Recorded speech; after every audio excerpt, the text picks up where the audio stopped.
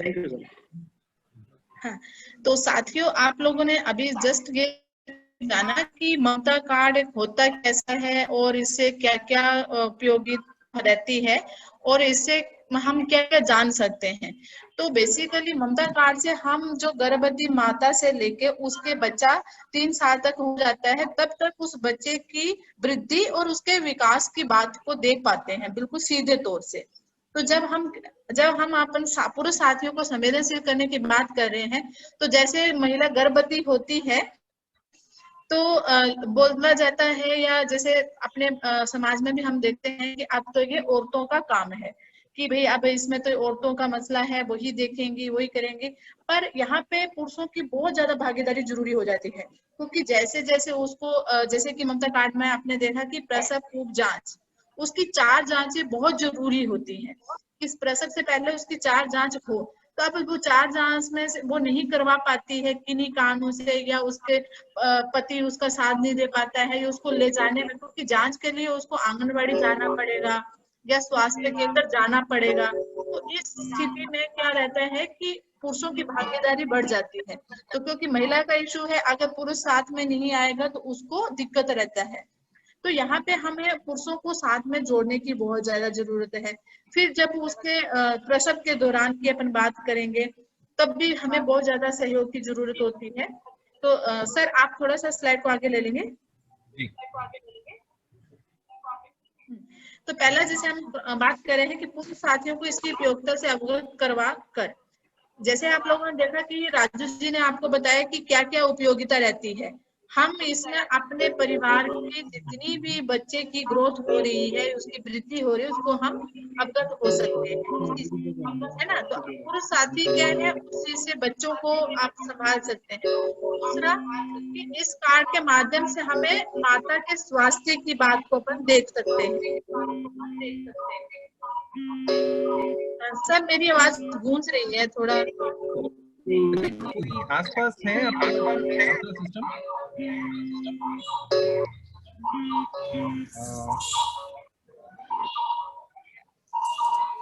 कोई और सिस्टम चल रहा है क्या आपके पास में? नहीं नहीं, मेरे में तो नहीं चल रहा है सर। ओके ओके, मेरे ख्याल से अभी थोड़ी क्लियर हो गई है। हाँ अब ठीक है। हाँ नेक्स्ट कीजिएगा। तो ममता कार्ड से जुड़ी जितनी भी जो पीछे वाली स्लाइड में ले लीजिए सर, जो योजनाएं हैं उसका लाभ, क्योंकि जितना हम देखते हैं कि पुरुष साथियों को इकोनॉमिक का या मतलब उसकी जो खर्चा होता है उस पर बहुत सारा डिपेंडेंट रहना पड़ता है। अगर पुरुष साथी इन सभी चीजों से अवगत होते हैं कि सरकारी योजनाओं से ममता कार्ड के माध्यम से उनको क्या क्या सहभागिता मिल सकती है, कहाँ कहाँ उनको सहयोग मिल सकता है, तो पुरुष साथी को भी एक तरह से एक संबल मिलता है। दूसरा कि जब हॉस्पिटल में जब डिलीवरी होती है, प्रसव होता है, उस दौरान भी बहुत सारी सुविधा उनको होती है। अगर ममता कार्ड रहता है तो उसकी निःशुल्क डिलीवरी करवाई जाती है ना। तो और फिर उसके बच्चा पैदा होने पर भी उसको आर्थिक संबल दिया जाता है। तो ऐसी सुविधाओं से उस आदमी को भी बहुत सहयोग मिलता है। आगे आप देखेंगे कि कैसे ये सरकारी योजनाएं भी अपन लोगों को सहयोग देती हैं और हमें सहयोग कर पाती हैं। तो पहले आप जब ममता कार्ड आप बात कर रहे थे, ममता कार्ड आप व्यक्तिगत रूप से देखोगे तो उसके पहले भी लिखा हुआ है कि जननी सुरक्षा योजना। तो जननी सुरक्षा योजना के तहत भी निःशुल्क संस्थागत प्रसव के दौरान उसको 1400 रुपए मिलता है। उसको दवाइयों का खर्चा भी मिलता है, दवाइयां दी जाती है, निःशुल्क उपचार होता है उसका। खून की जांच भी की जाती है कि क्योंकि जैसा तक लगता है कि परिवार में कि ये सब इतने सारी चीजें होंगी, अस्पताल का खर्चा बढ़ेगा, बहुत सारी चीजें होंगी, तो वो चीज से हम उन लोगों को सजग कर सकते हैं। तो अगर आदमी लोगों को इस सब चीजों के बारे में पता होगा तो वो उनको और ज्यादा सहयोग करने में फायदा रहेगा, जिससे जननी की सुरक्षा भी बनी रहेगी। फिर निःशुल्क हॉस्पिटल में एम्बुलेंस के साथ मतलब ले जाने लाने का भी प्रावधान रहता है। तो इस सुरक्षा योजना के तहत 108 और 104 का जो प्रावधान है, अगर महिलाएं अगर है नहीं, उस दौरान आपको कोई नहीं मिलता है, तो आप आदमी लोगों को भी संवेदन कर सकते हैं कि कैसे आप इस एम्बुलेंस को बुला के आप हॉस्पिटल तक निःशुल्क पहुंचा सकते हैं। और प्रसव के 30 दिन तक बच्चे का जो उपचार होता है वो भी फ्री में होता है। तो आप मतलब सीधे तौर से एक तरह से देखा जाएगा कि जो आर्थिक आपके ऊपर बर्डन रहता है, जो पुरुषों के ऊपर बर्डन रहता है, वो वाला कम होता है। तो हम इस चीज को हम सीधे तौर से पुरुषों के लिए एक संबल की बात भी कर सकते हैं, आर्थिक स्थितियों में सहयोग की बात कर सकते हैं। दूसरी योजना है हमारी, नेक्स्ट कीजिएगा सर, प्रधानमंत्री मातृ वंदना योजना।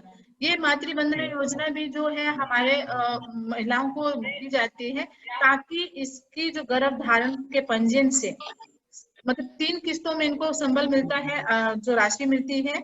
दूसरी किस्त 6 माह के बाद मिलती है और तीसरी किस्त जन्म प्रमाण पत्र पर टीकाकरण के आधार पर मिलती है। तो इससे उसका क्या रहता है कि बच्चे की ग्रोथ कैसी हो रही है, उसका विकास कैसे हो रहा है, उसको भी एक तरह से इंश्योर करवाता है। कि अगर हमारे बच्चों की अगर कहीं पे भी बच्चा कुपोषित हो गया या कोई टीका छूट गया है, तो उनको उस सुविधा से जोड़ पाएगी। तो ये सारी की सारी जिम्मेदारी जो रहती है आशा की रहती है, एनएम की रहती है। उसी आधार पे अगर वो एनएम इस चीज को काम करवाती है तो उनको भी लाभ मिलता है। तो ये जो है, अगर पहली वाली किस्त आपने पंजीयन अच्छे से हो गया तभी उसको दूसरी किस्त मिलेगी।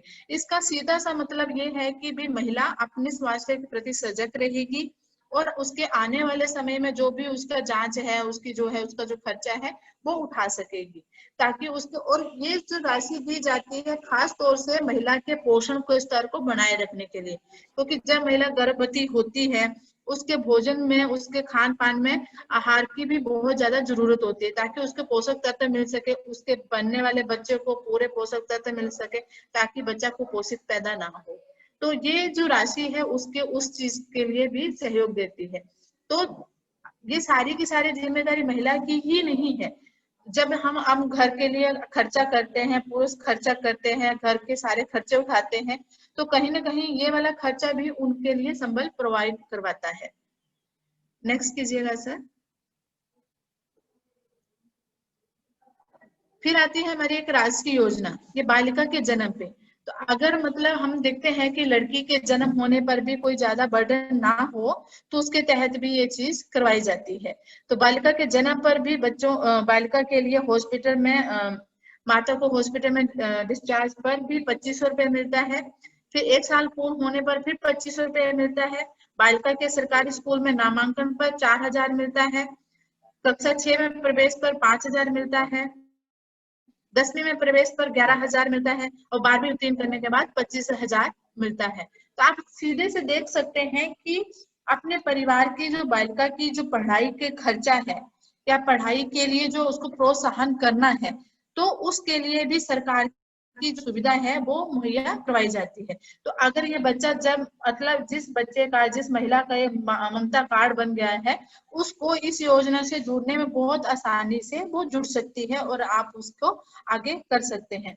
इससे सीधे सीधे आप बालिका की शिक्षा को प्रोत्साहित कर रहे हैं, बालिका के स्वास्थ्य को प्रोत्साहित कर रहे हैं, महिला के स्वास्थ्य को प्रोत्साहित कर रहे हैं, और ये जो मिलने वाली राशि है उसकी शिक्षा को ही नहीं, उसके जो पोषण स्तर है उसको बेहतर करने के लिए भी सहायता करते हैं। तो हम पुरुषों की यहाँ पे जिम्मेदारी बन जाती है कि पुरुष भाई जो भी हैं, आप सभी भाइयों से भी अनुरोध है जो हमारे साथी हैं, कि ममता कार्ड सिर्फ महिलाओं के उसके सिर्फ प्रसव के दौरान और उसके बाद तक के लिए सीमित नहीं है, उसके आगे तक भी ये उसके फायदे में रहता है। और पुरुष लोग अगर उसके साथ में जुड़ेंगे तो इन सुविधाओं को प्राप्त करने में उनको और भी ज्यादा सहयोग मिलेगा।